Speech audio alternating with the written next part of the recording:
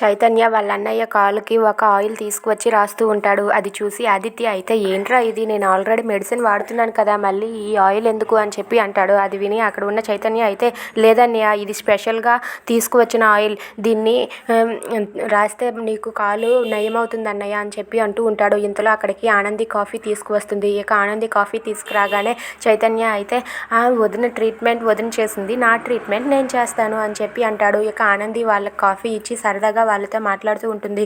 ఇక చైతన్య ఇలా అంటూ ఉంటాడు, ఏంటో అన్నయ్య, నీకు ఇలా జరిగిందంటే నేను తట్టుకోలేకపోయాను, నువ్వంటే నాకు ప్రాణం, నీకు ఇలా జరిగిందంటే నేను ఎలా తట్టుకోగలను చెప్పు, అందుకే నీకోసం నీకు నయం అవడం కోసం నేను ఏదైనా చేస్తాను అన్నయ్య అని చెప్పి చైతన్య ఆదిత్యతో అంటాడు.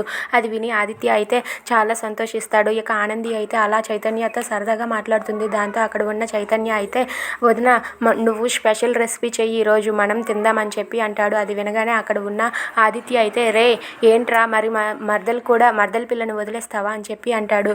అది విని అక్కడ ఉన్న చైతన్య అయితే లేదు చూసావా వదిన, అన్నయ్య జీవనకి సపోర్ట్ చేస్తున్నాడు అని చెప్పి అంటూ ఉంటాడు. అది విని ఆనంది అయితే అమ్మయ్య, ఆదిత్య గారు జీవన జ్యోతమ్మ కూతురని మర్చిపోయారు, అది చాలు అని చెప్పి అనుకుంటుంది. అలా వాళ్ళ ముగ్గురు కూడా సరదాగా మాట్లాడుకుంటూ ఉంటారు. అది చూసి ఆనంది అయితే చాలా సంతోషిస్తుంది. ఆదిత్య గారికి మంచి తమ్ముడు ఉన్నాడు అని చెప్పి అనుకుంటూ ఉంటుంది. Please subscribe our channel.